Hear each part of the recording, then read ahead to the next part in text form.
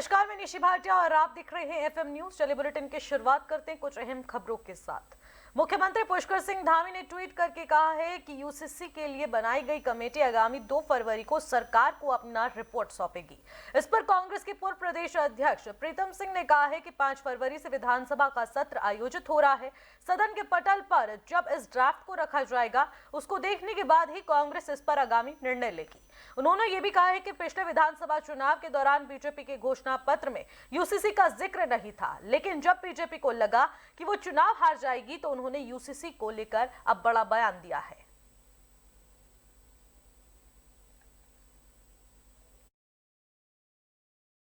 UCC हमारा इस विधानसभा का जो चुनाव 2022 में उत्तराखंड का था, उसमें हमारा संकल्प था। देवभूमि उत्तराखंड की देवतुल्य जनता के सामने हमने ये अपना संकल्प रखा। उस संकल्प को पूरा करने के लिए देवभूमि की जनता ने हमको आशीर्वाद दिया, सरकार में आने का मौका दिया और हमने ड्राफ्ट बनाने के लिए कमेटी का गठन किया। जस्टिस रंजना प्रकाश देसाई जी की अध्यक्षता में कमेटी बनी। कमेटी ने अपना काम पूरा कर लिया है और उन्होंने हमको बताया है कि 2 तारीख को वो हमको ड्राफ्ट दे देंगे और उनका ड्राफ्ट देने के बाद उसका आकलन करेंगे, उसको मंत्रिमंडल में लाएंगे। उसके बाद विधानसभा में जो विधेयक बनने की दिशा में, एक्ट बनने की दिशा में जो कार्रवाई होती है, उस कार्रवाई को हम आगे बढ़ाएंगे। देखिए, क्योंकि विधानसभा का जब चुनाव हो रहा था तो भारतीय जनता पार्टी के चुनावी घोषणा पत्र में यूसीसी का जिक्र नहीं था, लेकिन जब चुनाव चल रहा था और भाजपा को लगा कि वो चुनाव हार सकती है, इसलिए उन्होंने यूसीसी का जिक्र किया है। और कई बार जो है कहते हैं कि ड्राफ्ट बन करके तैयार हो गया है और हम इस सत्र में इसको लाएंगे, इस सत्र में हम लाएंगे। लगातार तिथियां बढ़ रही है। 5 तारीख से सत्र शुरू है और यूसीसी का जो मसौदा है जब सदन के अंदर आएगा, उसको पढ़ने के बाद हम कोई बात कह पाएंगे। और अगर यूसीसी में कोई ऐसी बात होगी तो निश्चित रूप से कांग्रेस उसका विरोध भी करेगी। यूसीसी खबरों में आगे बढ़ते हैं। प्रधानमंत्री नरेंद्र मोदी ने परीक्षा पर चर्चा कार्यक्रम के दौरान छात्रों से परीक्षा के दौरान तनाव से बचने के टिप्स दिए। उनके इस कार्यक्रम को सुनने के लिए राजधानी देहरादून के कोलागढ़ में जीजीआईसी के परिसर में काफी संख्या में छात्र मौजूद रहे। इस कार्यक्रम में उत्तराखंड के मुख्यमंत्री पुष्कर सिंह धामी, शिक्षा मंत्री डॉक्टर धन सिंह रावत और शिक्षा विभाग के महानिदेशक बंशीधर तिवारी भी मौजूद रहे। प्रधानमंत्री नरेंद्र मोदी ने वर्चुअल तरीके से छात्र छात्राओं को परीक्षा में तनाव न लेने के बारे में टिप्स बताए, तो वहीं छात्र भी इस बात को लेकर काफी खुश नजर आए। पीएम मोदी ने कहा है कि नियमित रूप से अपने प्रश्नों की तैयारी करते रहें और तनाव लेने की कोई जरूरत नहीं है। उन्होंने इसके लिए अभिभावकों का भी आह्वान किया है और कहा कि अपने सहयोग को दें और छात्रों को भी प्रोत्साहित करें। इस तरह से शिक्षकों से भी प्रधानमंत्री ने कहा कि अच्छा माहौल बनाने की जरूरत है ताकि किसी तरह से छात्र छात्राएं कोई तनाव न लें।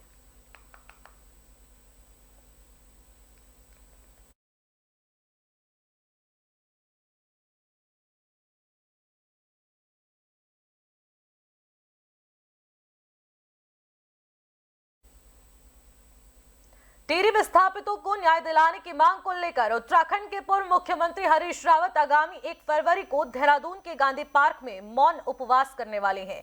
पूर्व मुख्यमंत्री हरीश रावत ने कहा है कि टिहरी विस्थापितों को अभी तक भूमिधर अधिकार नहीं मिला है। उन्होंने कहा कि यह सबसे चिंताजनक बात है कि इस तरह हरिद्वार में पथरी क्षेत्र के भाग 1, 2, 3, 4 में बसे विस्थापितों की तीसरी पीढ़ी भी मारी जा रही है। और उन्होंने कहा कि 2016 में तत्कालीन सरकार ने बता दें कि मालिकाना हक दिए जाने के निर्देश जारी किए थे और पवित्र वाली तैयार की थी, लेकिन सत्ता परिवर्तन के बाद ये प्रक्रिया ठंडे बस्ते में डाल दी गई। और उन्होंने कहा कि वन विभाग ने अपनी ओर से सर्वेक्षण करवाया था, लेकिन इसकी कोई भी तहरीर कहीं पर भी नहीं पहुंची। लेकिन इस कथित सर्वेक्षण में टिहरी विस्थापितों के पास आवंटित 912 एकड़ भूमि की बजाय 968 एकड़ भूमि कब्जेदार बताई जा रही है और इस बारे में अभी भी कोई भी संज्ञान नहीं लिया जा रहा है। टिहरी विस्थापितों को न्याय नहीं मिला तो आगामी 1 फरवरी को 12 बजे गांधी पार्क में 1 घंटे का मौन व्रत रखकर अपना विरोध प्रदर्शन करेंगे।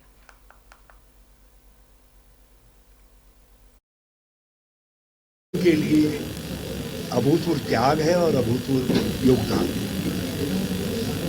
उसमें हमारे विस्थापित भाइयों से जो वादे किए गए थे वो वादे पूरे नहीं हुए। यहाँ तक कि सुप्रीम कोर्ट के कुछ मामलों में आदेश हैं, उन आदेशों का भी पालन नहीं हो रहा है। उसमें एक लेटेस्ट आदेश 2013 का है, उसका भी पालन नहीं हो रहा। अब एक मांग नहीं बल्कि ये हमारा कर्तव्य था राज्य का कि हम उनको मालिकाना हक भूमिधरी अधिकार के लिए। खबरों में आगे बढ़ते हैं। उत्तराखंड बेरोजगारी संघ के प्रदेश अध्यक्ष बॉबी पवार ने प्रेस कॉन्फ्रेंस कर मूल निवास को जरूरी बताते हुए कहा कि प्रदेश में बिना मूल निवास की नौकरियां दी जाती हैं।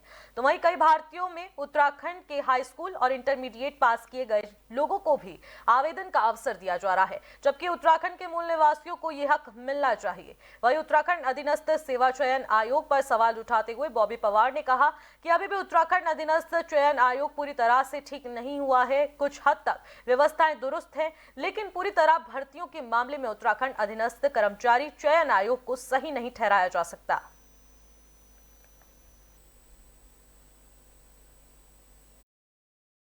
कहना चाहता हूं कि युवाओं का ये मामला है और ये मूल निवास का जो मुद्दा है रोजगार से जुड़ा हुआ मुद्दा है। जिस प्रकार से 8 जनवरी 2024 को एक विज्ञापन निकलता है, उस विज्ञापन में साफ साफ ये लिख दिया गया है कि अगर आपके पास मूल निवास और स्थायी निवास प्रमाण पत्र भी नहीं है फिर भी आप आवेदन कर सकते हैं। किन शर्तों पर कर सकते हैं कि यदि आपने उत्तराखंड राज्य से हाई स्कूल और इंटर किया हो, तो ये तो कोई शर्त नहीं हुई। उत्तराखंड एक एजुकेशन हब के रूप में विकसित हो रहा है। खासकर देहरादून जैसे शहरों में बड़े बड़े स्कूल है जहाँ पर बाहर से आने वाले कई लोग पढ़ाई कर रहे हैं। कहना चाहता हूँ बीजेपी ने लोकसभा चुनाव की तैयारियां शुरू कर दी हैं, जिसके चलते आज हल्द्वानी के कुमाऊं कार्यालय में कई पूर्व सैन्य अधिकारियों ने बीजेपी की सदस्यता ग्रहण की है। बीजेपी के सदस्यता अभियान के संयोजक पूर्व कैबिनेट मंत्री गोविंद सिंह बिष्ट ने सभी पूर्व सैन्य अधिकारियों को पार्टी की सदस्यता दिलाई। वहीं पूर्व सैन्य अधिकारियों का कहना है कि वे प्रधानमंत्री नरेंद्र मोदी के कामकाज से प्रभावित होकर बीजेपी में शामिल हो रहे हैं। गौरतलब है कि कुछ महीने बाद लोकसभा चुनाव होने के लिहाज से अब बीजेपी ने अपनी सदस्यता अभियान और भी तेजी के साथ शुरू कर दिया है।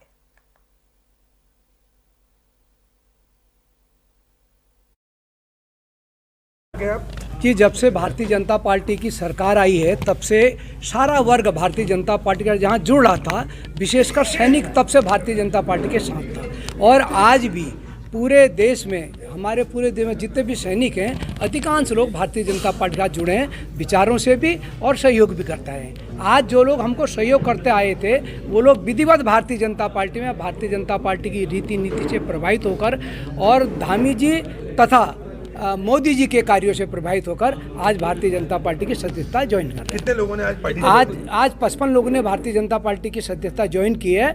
और ये तो केवल आज एक छोटा सा कार्यक्रम था और बहुत बड़ा कार्यक्रम अभी और होना है कि जब से भारतीय जनता पार्टी की सरकार आई है तब से सारा वर्ग भारतीय जनता पार्टी का जहां जुड़ रहा था, विशेषकर सैनिक तब से भारतीय जनता पार्टी के साथ था। और आज भी पूरे देश में, हमारे पूरे देश में जितने भी सैनिक हैं, अधिकांश लोग भारतीय जनता पार्टी का जुड़े हैं। रुड़की के मंगलौर स्थित राजकीय महाविद्यालय में देवभूमि उद्यमिता योजना के तहत 2 दिवसीय स्टार्टअप बूट कैंपेन का आयोजन किया गया है। ये बूट कैंपेन आयोजन का आज प्रथम दिन रहा है और इस मौके पर कॉलेज के प्रोफेसर सहित भारी संख्या में छात्र और छात्राएं मौजूद रहे। इस मौके पर सभी छात्र छात्राओं को अपना उद्योग लगाकर आत्मनिर्भर बनाने की जानकारी दी गई, जिससे पढ़ लिख कर देश के युवा स्वरोजगार अपनाएं और दूसरे लोगों को भी अपने साथ जोड़ने का काम करें। इस मौके पर छात्र छात्राओं को बताया गया कि किस तरह से अपना कार्य शुरू किया जा सकता है। वहीं बैंक से संबंधित लोगों ने भी जानकारी साझा की है और उद्योग शुरू करने के पहले अब किस तरीके से धन की आवश्यकता होती है तो बैंक उनको लोन किस तरीके से उपलब्ध कराएगा। इसी योजना के तहत किसी भी कार्य को शुरू करने के लिए 10 से 25 लाख का लोन उपलब्ध करा सकते हैं और साथ ही उनको 25% की सब्सिडी भी दी जाएगी।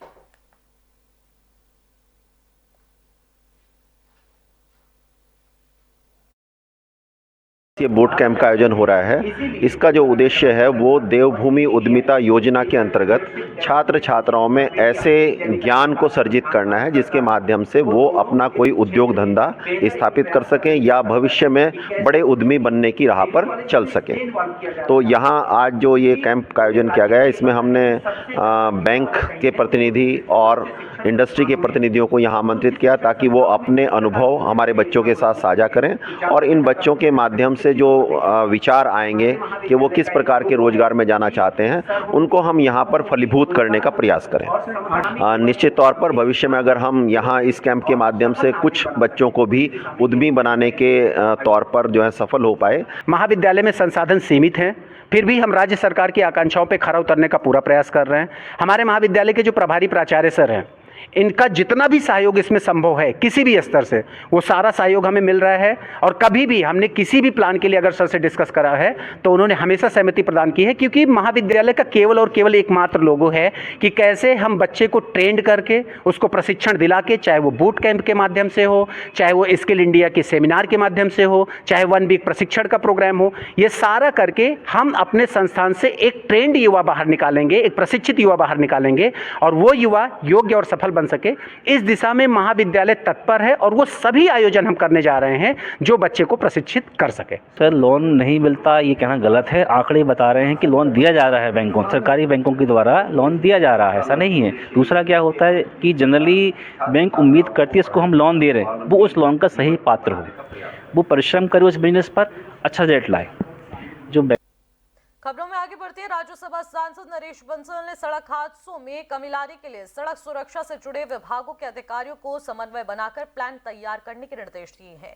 उन्होंने ऑटो रिक्शा में बता दें कि फर्स्ट एड बॉक्स रखवाने को निर्देश दिए हैं। फर्स्ट एड बॉक्स की सुविधाएं उपलब्ध कराने को भी कहा गया है। घायलों की सहायता करने वालों को पुरस्कृत करने के साथ ही साथ हादसे के समय सहायता के वीडियो को प्रसारित करने को कहा है ताकि और भी लोग इससे जागरूक हो सके।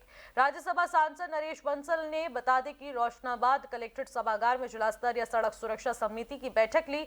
उन्होंने सड़क हादसों में कमी लाने के लिए अधिकारियों को आवश्यक दिशा निर्देश दिए। स्कूलों में नियमित जागरूकता कार्यक्रम और मॉक ड्रिल करने को कहा। सड़क सुरक्षा के नियमों वाले पोस्टर भी लगाने को कहा गया है। वाहन चालक और बता दें कि परिचालकों को फर्स्ट एड बॉक्स का प्रशिक्षण दिया जाएगा। उन्होंने कहा है कि सड़क परिवहन से जुड़े जितने भी लोग हैं उनको फर्स्ट एड बॉक्स का किस तरीके से इस्तेमाल किया जाए उसके बारे में अब सूचना दी जाएगी।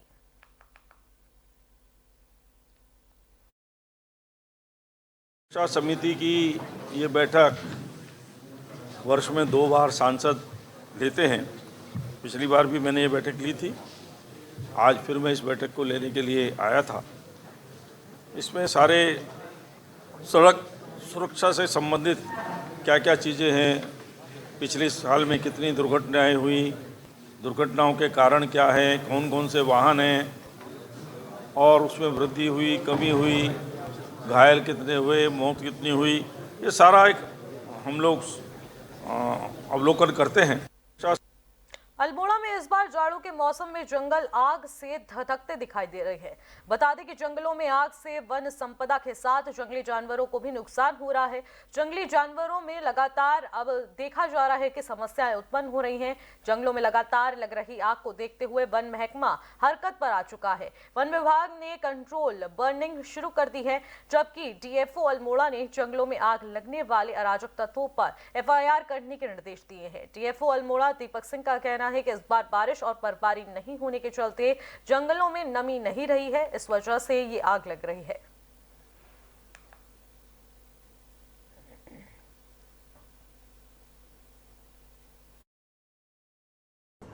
देखिए, इस बार घटनाएं देखी जा रही हैं, पूरे उत्तराखंड में भी देखी जा रही हैं और हमारे जनपद में भी देखी जा रही है। और इसका जो मुख्य कारण जो अभी प्रतीत हो रहा है वो है मौसम में बदलाव। इस बार बर्फ़बारी हुई नहीं है, ना बारिश हुई है, तो इस वजह से जो हमारे नमी है उसमें कमी आई है और इस वजह से फायर की घटनाएं थोड़ी अधिक हो रही हैं। परंतु इस क्रम में जो विभाग है, विभाग स्तर से कार्रवाई की जा रही है। जहां भी आप लोगों के माध्यम से या जहां से भी सूचना मिलती है वहां पे मौके पे स्टाफ को भेजा जाता है और प्रयास किया जाता है कि उसको जल्द से जल्द कंट्रोल कर लिया जाए। लेकिन इसके साथ साथ ये भी सूचनाएँ प्राप्त हो रही हैं कि कुछ असामाजिक तत्वों द्वारा भी आग लगाई जा रही हैं।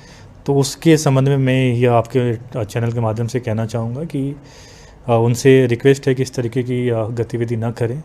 यदि बार बार मना करने के बाद भी गतिविधि नोटिस होती है तो उनके खिलाफ FIR दर्ज कराए जाएंगे और उन पर कठोर कार्रवाई की जाएगी। वन विभाग के पास कोई रिकॉर्ड है अभी तक की घटना हुआ? देखिए, हमारे पास अलर्ट्स आते हैं और जैसे कि कल भी हमारे पास 4 अलर्ट्स आए हैं, तो जितने अलर्ट्स हैं उसके हमारे पास रिकॉर्ड होते हैं और अलर्ट्स के ऊपर हमने क्या कार्रवाई की वो भी हम ATR करके भेजते हैं। देखिए, खबरों में आगे बढ़ते हैं। गंगनहर कोतवाली क्षेत्र के गणेशपुर में काफी लंबे समय से मकानों पर दरार आने से लोगों ने अब मकान बिकाऊ के पोस्टर लगा दिए हैं। आपको बता दें कि अब सड़क पर पानी भरने से लोगों में भारी आक्रोश देखने को मिल रहा है। आज लोगों ने अपने मोहल्ले में धरना शुरू कर दिया और विधायक प्रदीप बत्रा को नगर निगम के खिलाफ जमकर नारेबाजी की और साथ ही साथ धरना प्रदर्शन किया। लोगों का आरोप है कि पिछले लंबे समय से जनप्रतिनिधियों और अधिकारियों के चक्कर काटकर परेशान हो गए हैं, पर ना तो नगर विधायक इस बात को सुनने को तैयार है और ना ही नगर निगम के कानों पर कोई जू रेंग रही है, जिससे मजबूरन धरना प्रदर्शन करना पड़ रहा है। वहीं उन्होंने चेतावनी देते हुए कहा कि यदि समस्या का जल्द से जल्द निस्तारण नहीं हुआ तो उग्र आंदोलन करने को मजबूर हो जाएंगे।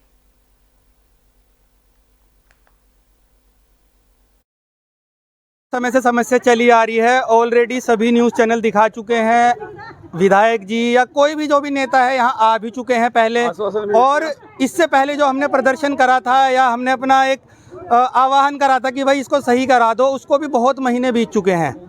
प्रॉब्लम ये है कि अब समस्या ये हो गई है कि अब लोग यहाँ पर गिरने लगे हैं। इस सड़कों पे पानी भरा हुआ है। अगर आप इस नाले का जो क्षेत्र है आपको बाइट में दिखा देंगे कि इतनी बुरी हालत है कि यहाँ से कार भी जाती नहीं है। गणेशपुर के निवासी हैं, समस्या तो हम औरतों की बहुत है। जैसे हम डेली आते जाते हैं, दूध लेने जाते हैं, सब्जी वगैरह लेने जाते हैं, पैर फिसल जाए, कुछ भी हो जाए, उसका क्या समाधान होगा बताओ। अगर डॉक्टर के पास हमें जाना पड़ता है तो उसके लिए भी बहुत दिक्कत है। हमें गाड़ी कहाँ से निकाल के लेनी पड़ती है। अच्छा, घर के बाहर जो मकान बिकाऊ है चिट लगा दी, उसको लेकर क्या कहेंगे आप? कितनी इतनी समस्या? भाई हम तो ये कोई समस्या का समाधान थोड़ी है, लेकिन क्या करें, मजबूर है हम लोग मजबूर। ये पोस्टर लगाए हैं समय से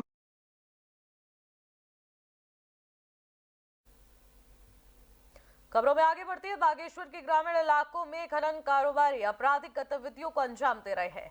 बता दें कि खड़िया खनन क्षेत्र अंतर्गत कानून व्यवस्था तक को अपने हाथ में लेने तक खनन कारोबारी नहीं चुक रहे हैं।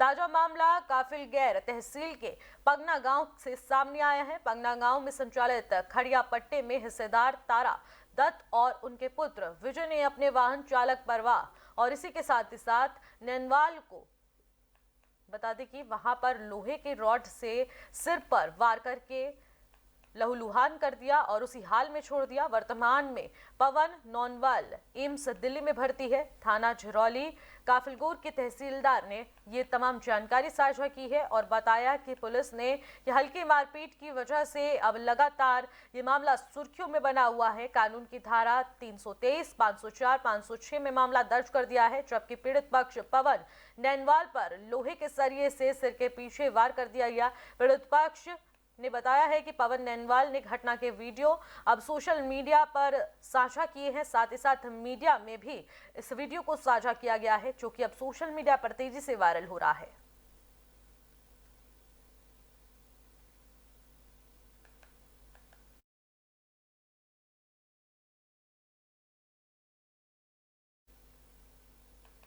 सेलाकुई में विवादित ग्रामीणों की भूमि पर बिना अनुमति के जेसीबी मशीन लगाकर भूमाफियाओं ने जमीन को अवैध रूप से कब्जा कर लिया है। आपको बता दें कि हिमगिरी यूनिवर्सिटी के पास जमीन है, जिसको लेकर ग्रामीणों ने आरोप लगाते हुए कहा कि उक्त जमीन उनकी है और पिछले कुछ दिनों से रामपुर निवासी उनकी भूमि को अपना बताकर एक व्यक्ति को फर्जी दस्तावेज देकर करोड़ों रुपए में बेच रहा है। जिसके बाद राजस्व विभाग उच्च अधिकारियों के पास न्याय की गुहार लगाई गई, लेकिन इसके बावजूद भी न्याय नहीं मिला है, जिसको लेकर काफी ज्यादा आक्रोश में लोग आ चुके हैं और भूमाफियाओं के कब्जे से लोग परेशान हो चुके हैं।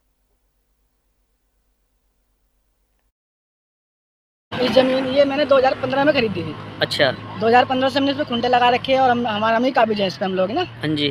तो पिछले 2-3 महीने से यहाँ पे कुकरेजा नाम के आदमी है जी, और जगदीश सिंह कुकरेजा, भुवनेश्वर उनका लड़का है। उन्होंने कई बार हमें यहाँ स्थानीय चौकी में बुला लिए। किस कारण से? कि जमीन हमारी है। अच्छा, हमने बोल दिया कि पटवारी को बुला लो और एक बार वो बता देंगे, अगर आपकी तो आप रख लेना, हमारी होगी हम रख लेंगे। हाँ। तो वो लोग पुलिस का दबाव बना के हम पे और यहाँ मशीन लगा दिया है लाके ना। अच्छा, कोई परमिशन इसके लिए है इन्होंने? हमने पुलिस चीता वाले आए हुए हैं यहाँ, हमने पूछा है कि भाई परमिशन है मशीन की, कैसे काम करा रहे हैं। तो पुलिस ने बोला कि हम तो शांति व्यवस्था के लिए आए हैं यहाँ। अच्छा, झगड़ा ना हो। और वो लोग कम से कम 8-10 हैं और मैं अकेला हूँ, मैं क्या झगड़ा करूँगा किसी के साथ यहाँ पे। मेरे बोलने के बावजूद ना ही तो इन लोगों ने मशीन रोकी और ना ही इन्होंने मुझे टाइम दिया। मैंने बोला कि कल तक रुक जाओ, मैं पटवारी को बुला लेते हैं हम कल, और पटवारी साहब एक बार आके बता देंगे कहाँ जमीन किसकी है, तो उसके बाद आप लोग काम लगा लेना। इस जमीन ये मैंने अंकिता की मां सोनी देवी को अब जिला अस्पताल पौड़ी के आईसीयू वार्ड में भर्ती कराया गया है। अंकिता के पिता वीरेंद्र भंडारी ने बताया है कि उनकी पत्नी का ब्लड प्रेशर अचानक से बढ़ गया, जिसके बाद उन्हें जिला अस्पताल में भर्ती कराया गया। वहीं अस्पताल में भर्ती अंकिता की मां दिवंगत बेटी को अब तक न्याय नहीं मिलने से हताश नजर आ रही है। अंकिता की मां सोनी देवी का आरोप है कि उनके केस को कमजोर करने के लिए इस केस की पैरवी कर रहे उनके अधिवक्ता अवनीश नेगी की बहन का ट्रांसफर सरकार ने जबरन डीजीपी ऑफिस देहरादून से उत्तरकाशी करा दिया है, जबकि इससे पूर्व भी उनकी आवाज को गंभीरता से उठा रहे पत्रकार आशुतोष नेगी की पत्नी का ट्रांसफर भी देहरादून से पिथौरागढ़ किया जा रहा था, जिस पर हाईकोर्ट ने स्टे लगा दिया था। अंकिता की मां का कहना है कि दिवंगत बेटी के हत्यारों को कड़ी सजा मिलने के लिए इतना लंबे समय आखिर क्यों लग रहा है, जिसकी वजह से लगातार अंकिता की मां की तबीयत बिगड़ती जा रही है और परिजनों का रो रो कर बुरा हाल हो चुका है। तो वहीं भाई का भी यही कहना है कि अंकिता के हत्यारों को जल्द से जल्द सजा मिलनी चाहिए, वरना ऐसे में अंकिता की मां की तबीयत और भी ज्यादा बिगड़ सकती है और ये एक बहुत ही बड़ी चिंताजनक बात हो सकती है।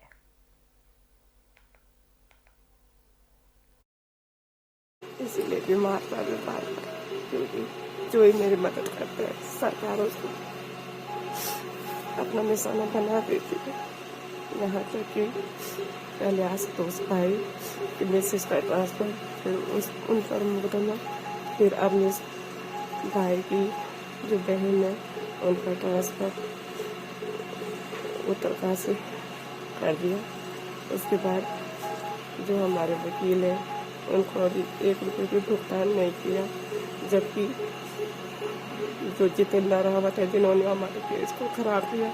अवनीश नेगी जो है लोअर कोर्ट से जो हमारे केस को लड़ रहे हैं, जब हमने जितेंद्र रावत को उठाया तो हमने अवनीश नेगी जी को वहाँ पे अपना सरकारी वकील नियुक्त किया गया और आज डेट पर कम से कम 9-10 महीने हो चुके हैं, लेकिन सरकार ने अभी तक उनकी सैलरी नहीं दी, जबकि अवनीश नेगी जी इतने परेशान हैं। अभी आंखों का ऑपरेशन हुआ और 7-8 बार वहाँ चंडीगढ़ भी जा चुके हैं और चंडीगढ़ से वापस आ रहे, इतने परेशान है वो। और फिर तीसरी बात यह है कि जो उनकी सिस्टर है पुलिस महानिदेशालय देहरादून में नियुक्ति उनकी हो रही थी, वहाँ उनका वहाँ से ट्रांसफर किया गया है।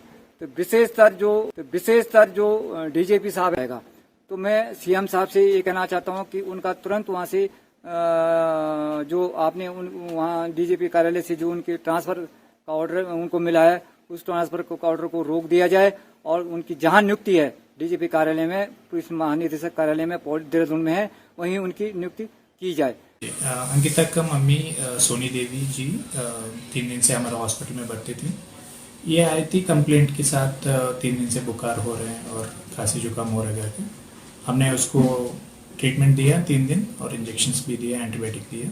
अभी फ़िलहाल ठीक है और खून की जांच भी किया, सब नॉर्मल आए।